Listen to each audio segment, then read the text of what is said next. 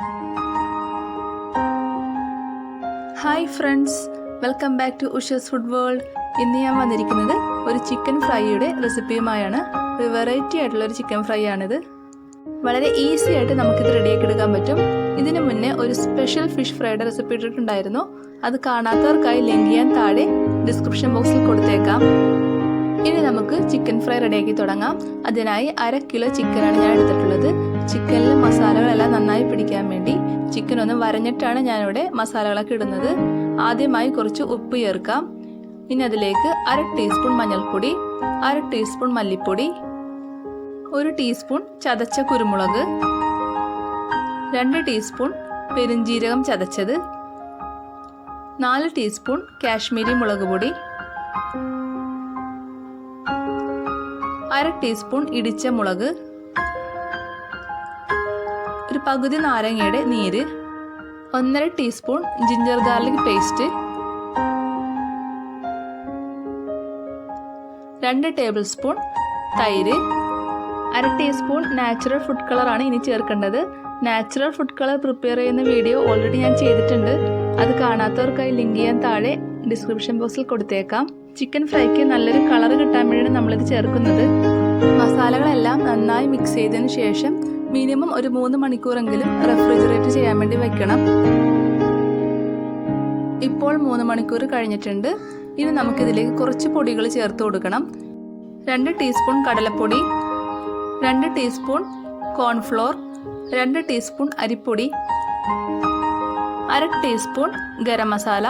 ഗരം മസാല ഓരോരുത്തരുടെ ഇഷ്ടത്തിനനുസരിച്ച് കൂടുതൽ ചേർത്ത് കൊടുക്കാം. 1/4 ടീസ്പൂൺ വരെ നമുക്ക് ഗരം മസാല ചേർത്ത് കൊടുക്കാം. ഇനി ഇതിലേക്ക് 1/2 ടീസ്പൂൺ ഫുഡ് കളറും കൂടി ചേർത്ത് കൊടുക്കുന്നുണ്ട്.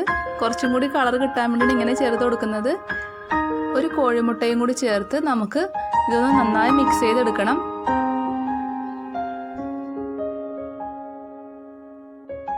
ചിക്കൻ പീസിൽ പൊടികൾ നന്നായി കോട്ട് ചെയ്തെടുക്കണം. ആ രീതിയിൽ വേണം നമ്മളിത് മിക്സ് ചെയ്തെടുക്കാൻ.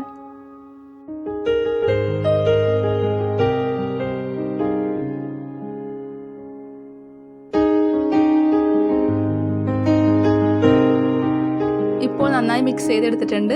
ഇനി നമുക്കിത് ഫ്രൈ ചെയ്തെടുക്കാം. ഞാനിവിടെ ചീനച്ചട്ടിയിലാണ് ഇത് ഫ്രൈ ചെയ്തെടുക്കുന്നത്.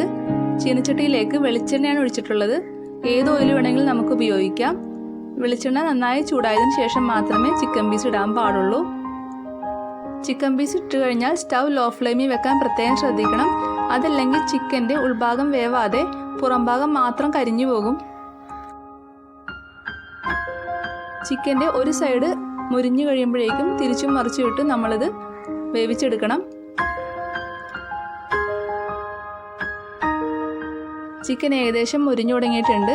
നന്നായി മുരിഞ്ഞു കഴിയുമ്പോഴേക്കും നമുക്കിത് കോരി മാറ്റണം. ചിക്കൻ ഫ്രൈ ഇവിടെ റെഡി ആയിട്ടുണ്ട്. വളരെ ടേസ്റ്റി ആയിട്ടുള്ള ചിക്കൻ ഫ്രൈ ആണിത്.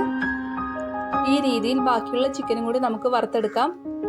എല്ലാ ചിക്കനും വറുത്തതിന് ശേഷം അതിൻ്റെ മേലെ പച്ചമുളകും വേപ്പിലയും കൂടി വറുത്ത് കോരി ഞാൻ വെച്ചിട്ടുണ്ട്. ഭംഗിക്ക് വേണ്ടി മാത്രമാണ് ഇങ്ങനെ ചെയ്തിട്ടുള്ളത്. കുറച്ച് തക്കാളിയും ക്യാരറ്റും കുക്കുംബറും ഇതിൻ്റെ കൂടെ അലങ്കരിക്കാൻ വേണ്ടി വെച്ചിട്ടുണ്ട്. എല്ലാവർക്കും ചിക്കൻ ഫ്രൈ ഇഷ്ടപ്പെട്ടെന്ന് വിചാരിക്കുന്നു. ഇഷ്ടപ്പെട്ടെങ്കിൽ എല്ലാവരും ഉറപ്പായിട്ടും ട്രൈ ചെയ്ത് നോക്കണം. വീഡിയോ ഇഷ്ടപ്പെട്ടെങ്കിൽ ഷെയർ ചെയ്യാനും ലൈക്ക് ചെയ്യാനും സബ്സ്ക്രൈബ് ചെയ്യാനും ആരും മറക്കരുതേ. Okay friends, thank you. അടുത്ത വീഡിയോയിൽ കാണാം. Have A nice day.